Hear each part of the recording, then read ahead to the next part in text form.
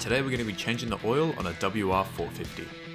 First step is to start the bike for 3 minutes and then let it cool down for 5 minutes.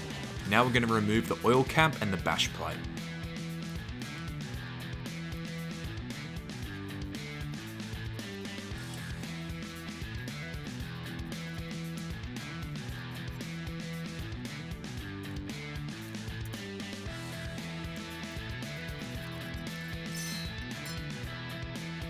With that off, we can now remove the drain bolt at the bottom of the engine. Be careful as the oil in your bike still might be hot. I'd suggest standing the bike straight up to make sure all the oil is out of the engine.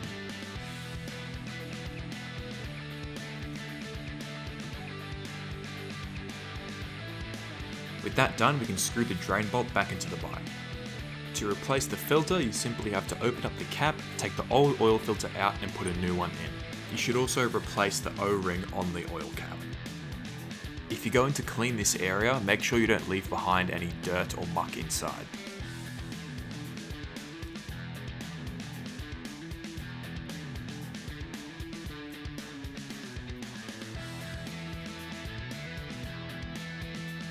Although not necessary, I'd suggest checking the oil strainer while we're here.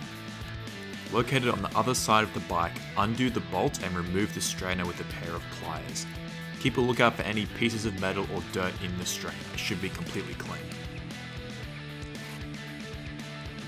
With everything back in place, we can now put the oil into the bike. Because we've replaced the oil filter, the manual suggests 0.69 litres or 0.73 US quarts of oil. I'm using 10 W-50 oil.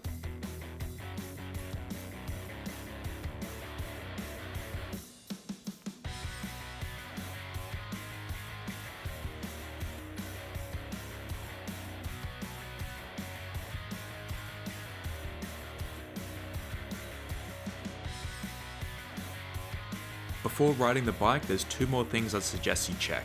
To check your oil pressure, look at your manual to find your pressure check bolt and unscrew it slightly. Start the bike, let it run for a bit, and you should see a tiny bit of oil coming out of this bolt.